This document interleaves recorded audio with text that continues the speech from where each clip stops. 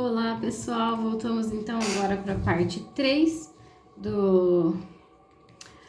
da jurisprudência do direito coletivo. Vamos então começar a procurar aqui as decisões da SDC. Aqui nós temos, já achei rapidinho. A questão é sobre se é abusiva a greve de cunho eminentemente político.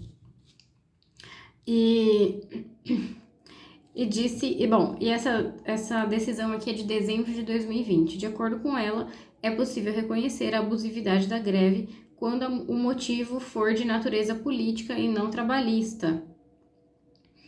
Além disso, havia um acordo em vigor, esse acordo não foi descumprido, então, em razão, da ilicitude da greve, da abusividade da greve, foi autorizada a retenção das mensalidades associativas até atingir o montante global das multas, podendo-se promover a execução das mesmas. Então, julgou procedente o dissídio coletivo de greve, declarando a sua abusividade, impondo uma multa de 250 mil a cada entidade sindical suscitada, em favor da empresa suscitante. Então, o sindicato dos empregados terão que pagar uma multa de 250 mil à empresa suscitante, em razão da abusividade da greve, e para isso foi autorizada a retenção das mensalidades associativas. A próxima questão eu recortei, não sei se é da SDC, mas só aqui que é interessante, é curtinha, assim, uma decisão declaratória proferida em dissídio de natureza jurídica se interrompe a prescrição, e a resposta é não.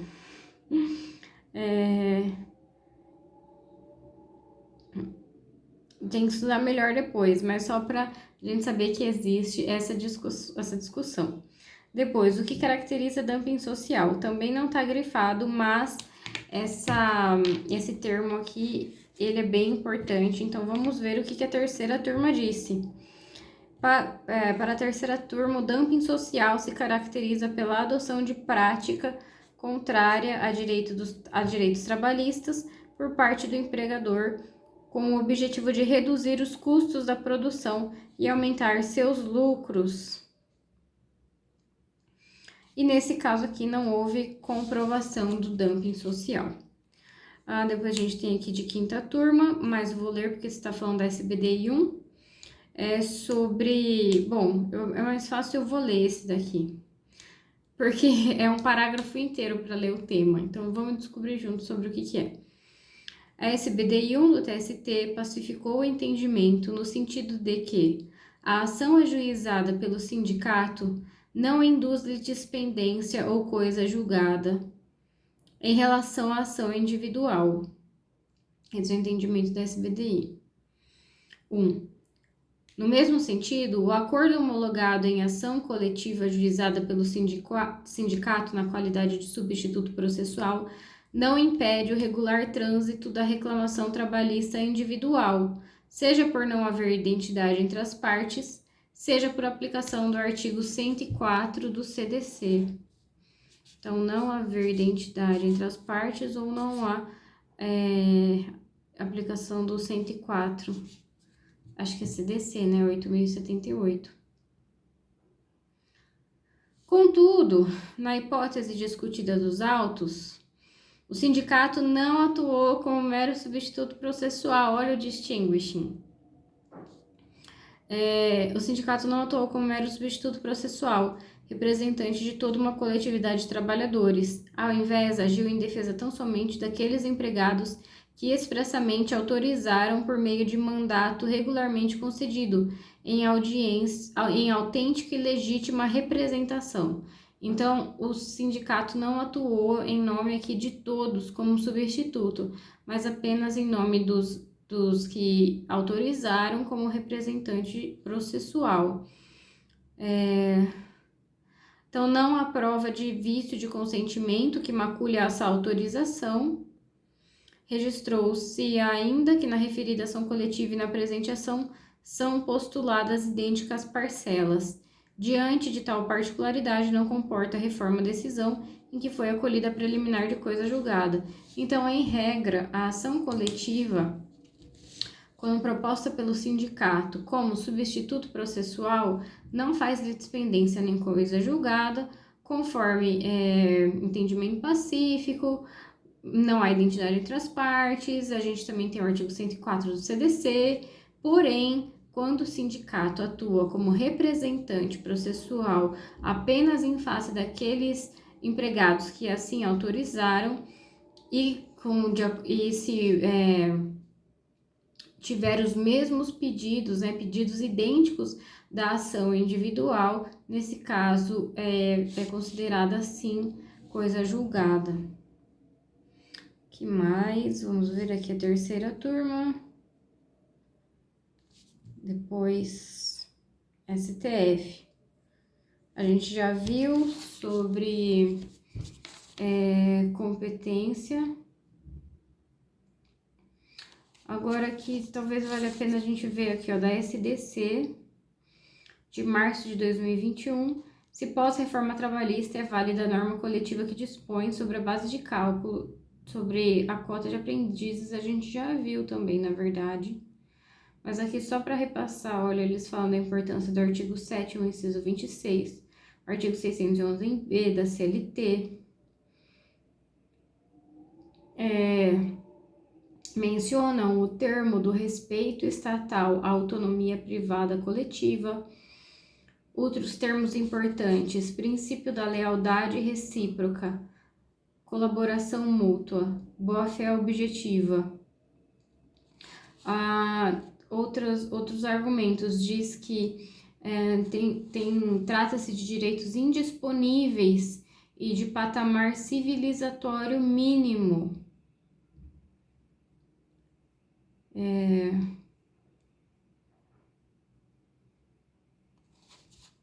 Então, a matéria ultrapassa os interesses das categorias, envolve, a política pública destinada a garantir o ingresso de jovens aprendizes no mercado de trabalho. Então, seriam interesses difusos de indisponibilidade absoluta. Não podem se transacionar direitos referentes ao patamar civilizatório mínimo. Então, não pode transacionar, sobre esse assunto. E acredito que todos esses termos aqui são bonitos e estariam muito bem empregados na prova discursiva, em sentença, se fosse o caso, e na fase oral. E se for de xizinho é mais fácil ainda, São direitos indisponíveis, indisponibilidade absoluta, não pode dispor, fazem referência, apesar da nova norma da reforma trabalhista dispor sobre o respeito à autonomia privada coletiva, ela precisa observar a boa-fé e o patamar civilizatório mínimo e etc. Agora vamos ver aqui da SDC. Pode o sindicato obreiro realizar a gestão de mão de obra dos trabalhadores avulsos portuários ou essa atribuição é exclusiva do ógmo? Vamos ver. A jurisprudência pacificada desta SDC é no sentido de que a imposição de obrigação de não fazer e a cominação de multa pelo descumprimento de determinação judicial são incompatíveis com a natureza constitutiva, tá? Isso aqui é outra parte da decisão, que eu já quis pular porque tá grifado de rosa. E ver que a jurisprudência desta pacífica, da SDC. Mas então, só para terminar de entender, então, para a SDC, a imposição de obrigação de não fazer e multa é incompatível com a ação anulatória. Então, ação anulatória incompatível com obrigação mais cominação de multa. porque teria natureza constitutiva negativa. Muito bem, agora sim, vamos ver a explicação do ógrimo. Em síntese, existindo previsão em norma coletiva autônoma no sentido de regular a contratação de mão de obra portuária avulsa por intermediação direta do sindicato, o disposto no instrumento precederá o ógrimo e dispensará sua intervenção, conforme autorizado pelo artigo 32, parágrafo único. Então, o sindicato pode sim atuar, realizar a gestão de mão de obra, desde que essa possibilidade esteja expressamente autorizada, prevista em negociação coletiva, em norma coletiva autônoma, conforme artigo 32, parágrafo único da Lei 12.815. Depois aqui, vamos ver, sindicato deve devolver contribuição patronal cobrada indevidamente de empresa sem empregado? Oitava turma, mas eu me empolguei ali. Vamos descobrir agora. Mas sabe que tá falando, a jurisprudência desta corte, então é importante também. De dezembro de 2020. A jurisprudência desta corte é no sentido de que o sindicato deve realizar a restituição integral dos valores indevidamente cobrados a título de contribuição sindical, porque é a entidade legitimada à arrecadação da contribuição em sua totalidade.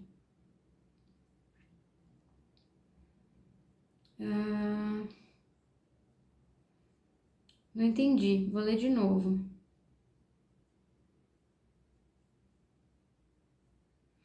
Acho que o importante aqui... tá, peraí.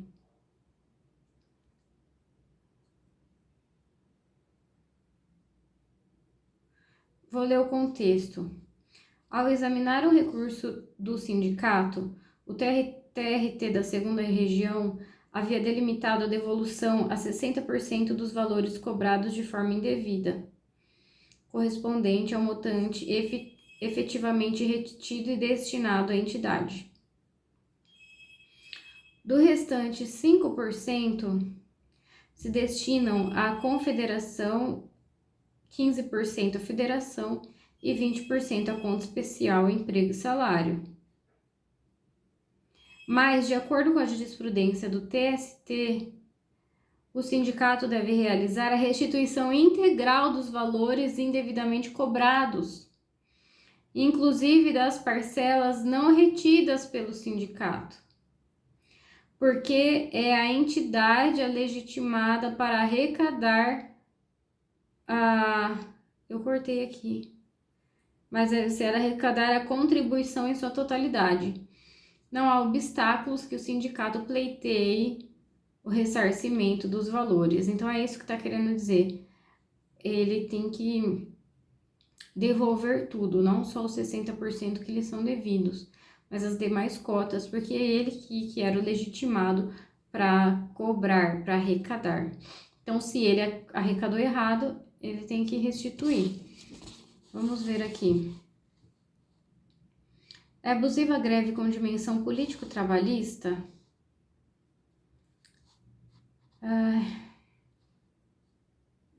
Isso aqui é da SDC de fevereiro de 2021.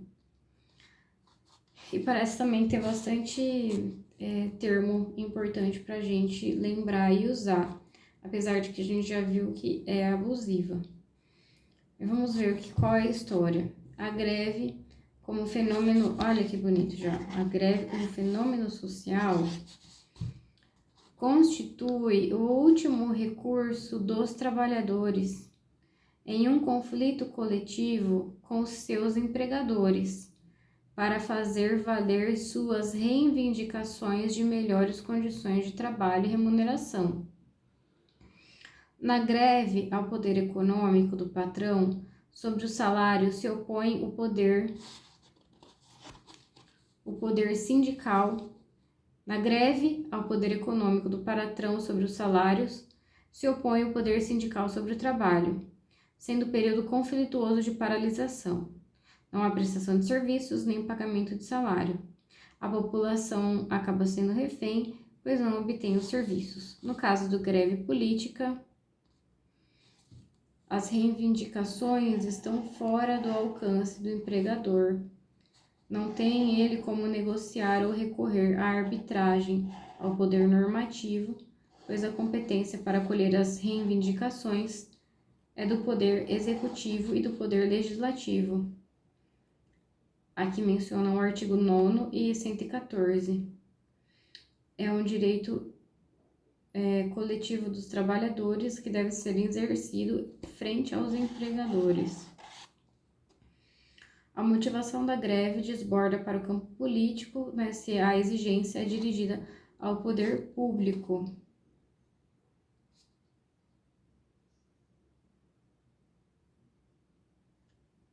Então, quando acontece esse tipo de greve, seu caráter abusivo ocorre in re ipsa. Então, são esses aqui os argumentos. E agora a gente vai ver mais uma parte aqui. E tem alguns aqui, que são, acredito, são os próximos aqui que irei ler, são do STF. E quando a gente voltar aqui pro TST, eu aviso. Mas, bom, tem um aqui do STF sobre dispensa em massa e intervenção sindical.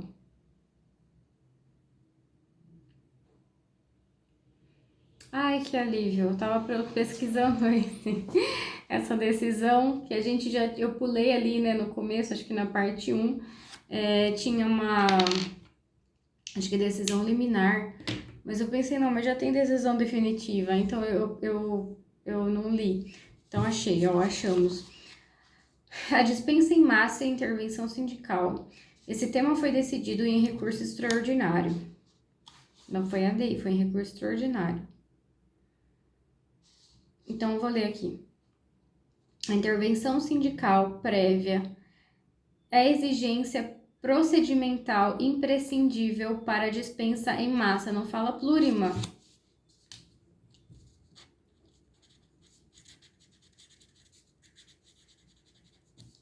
Acho que isso é bem importante. A intervenção sindical prévia é exigência procedimental imprescindível para a dispensa em massa, que não se confunde com a autorização prévia por parte da entidade sindical ou celebração de acordo ou convenção. Então, fala só de intervenção, não precisa de autorização, não precisa de celebração de convenção ou acordo coletivo. Depois, a dispensa em massa de empregados deve ser precedida de tentativa de diálogo entre a empresa e o sindicato.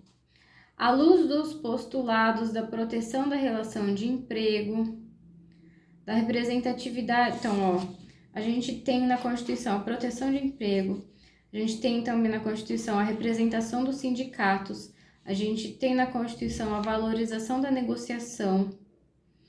Por diante, então, desse contexto aqui da CF, as entidades devem ser ouvidas antes da demissão, o que se revela como requisito procedimental indispensável. Não se exige que cheguem a um acordo de vontades, a celebração de acordo ou convenção, tampouco que haja autorização. Assim, a fixação de condição, assim como a fixação de condição, nada disso é necessário. Impõe-se tão somente o dever de negociar e a abertura de diálogo. É isso, diante da ACF.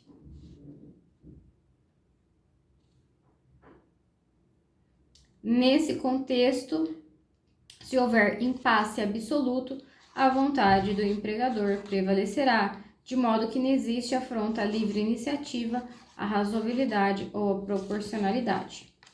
A próxima decisão aqui não é em recurso extraordinário, é em ADPF, sobre a ultratividade das cláusulas normativas de acordos e convenções coletivas.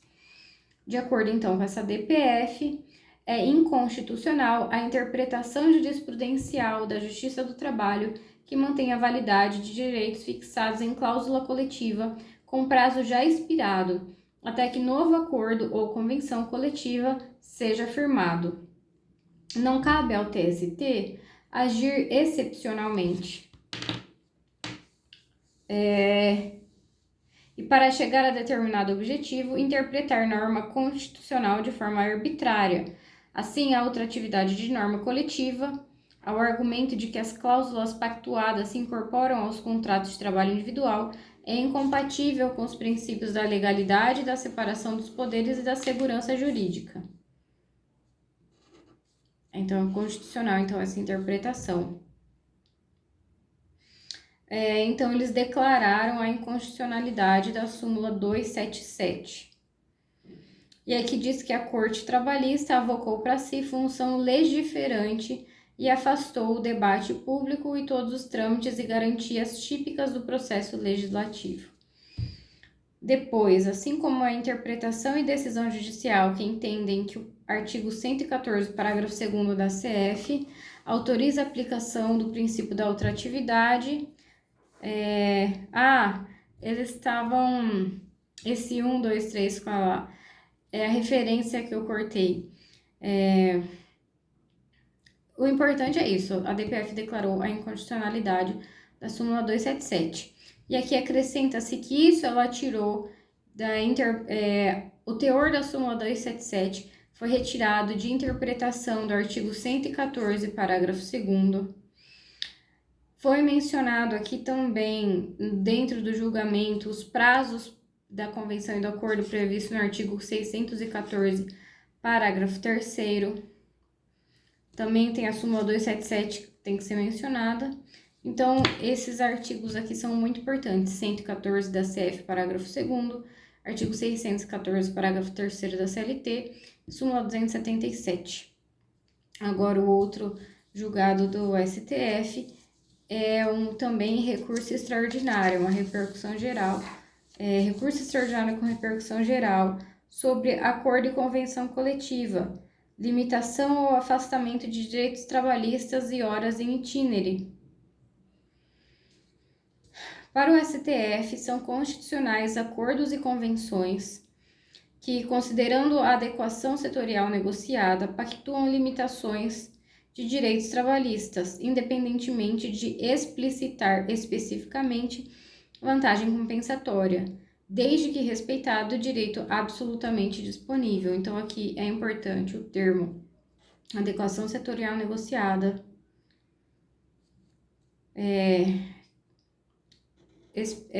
pactua limitação de direito sem explicitação de vantagem compensatória e também que deve ser respeitado o direito absolutamente indisponível.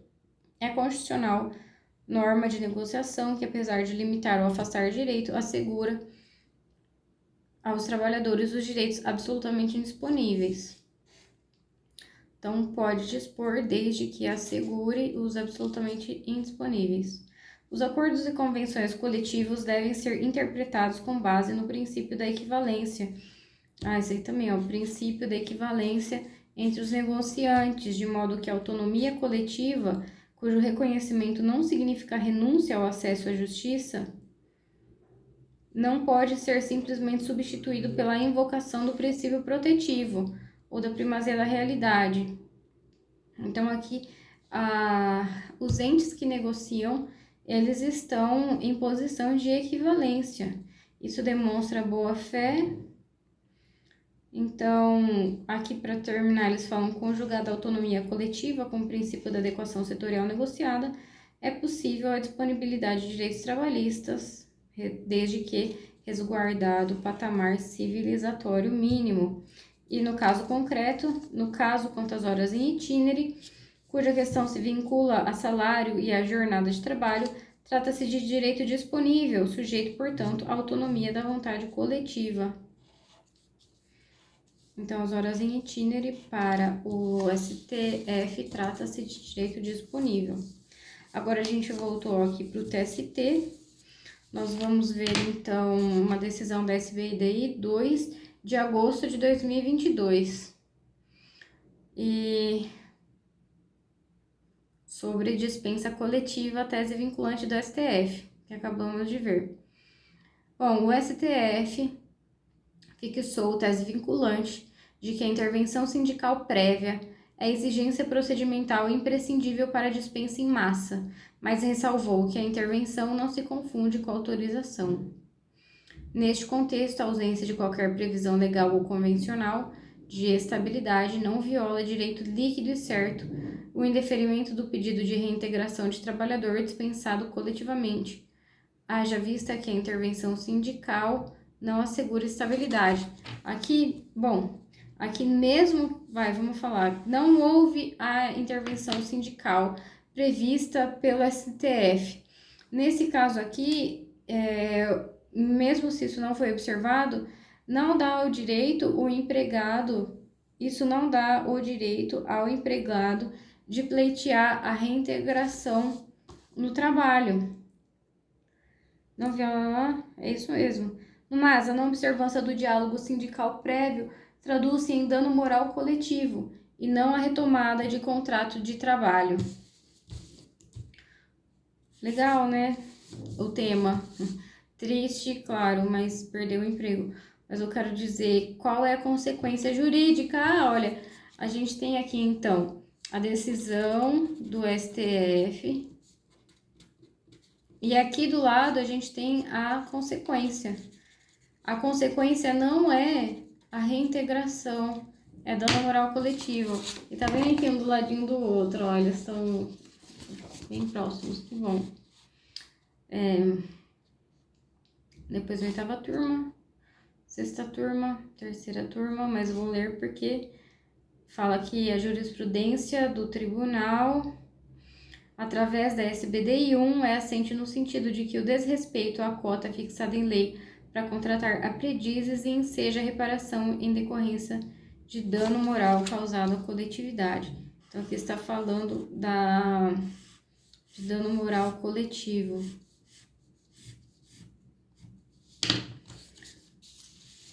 Muito bem. SDC.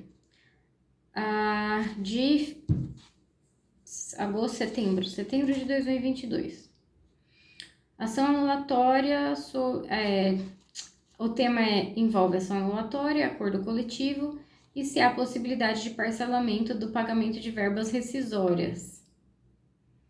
Se é possível prever isso em negociação coletiva. Vamos ver o que disse a SDC. É válida a cláusula prevista em acordo coletivo que estabeleça a possibilidade de parcelamento do pagamento de verbas rescisórias. Ainda que o parágrafo 6º do artigo 477 estabeleça o prazo de 10 dias a partir do término do contrato para o pagamento dos valores constantes do instrumento de rescisão ou recibo de quitação, nada impede que o sindicato profissional e as empresas ajustem forma diversa do pagamento das verbas, uma vez que o direito não é elencado no rol taxativo do 611-B. No caso, a cláusula do instrumento estabeleceu a possibilidade do parcelamento do pagamento das verbas rescisórias pelas empresas do ramo de transporte atingidas financeiramente pela calamidade pública decorrente da pandemia. Muito interessante, né? Eu acharia que não ia poder. Veja só, fui surpreendida. Então pode sim, pode parcelar, porque não está no rol taxativo do artigo 611-B. Aqui é a 2ª turma. Mas vamos ver, ó. Segundo o entendimento do TST, não é obrigatória a participação do MPT em ação coletiva proposta por sindicato na defesa de direito individual homogêneo. A atuação do sindicato na qualidade de substituto processual e agindo no interesse específico da categoria tem previsão específica no artigo 8º, inciso 3, 513-A da CLT, 8º da CF, né? E não se confunde com a atuação dos legitimados no artigo 92 do CDC. Isso aqui eu acho importante. Bom, se tem o sindicato, não é necessário, então, aqui a atuação do MPT, de acordo com o entendimento do TST. Essa foi uma decisão aqui de setembro de 2022. E agora, uma de novembro de 2022, sobre o registro sindical, discussão acerca da representatividade da categoria servidor público estatutário. Esse a gente já viu. Que bom. De acordo com a tese fixada pelo STF, no julgamento do recurso extraordinário, compete à Justiça Comum processar e julgar demandas em que se discute o recolhimento e o repasse de contribuição de servidor público regido pelo regime estatutário. Então, a SBDI 1 aqui, em novembro de 2022, já começou a decidir com base no entendimento exarado pelo STF. E aqui tinha sido pleno, né? Se não estou enganada. E então, a gente vai pausar esse vídeo para daqui a pouquinho continuar com o próximo. E aí, com a última parte, né? E aí a gente termina o direito coletivo.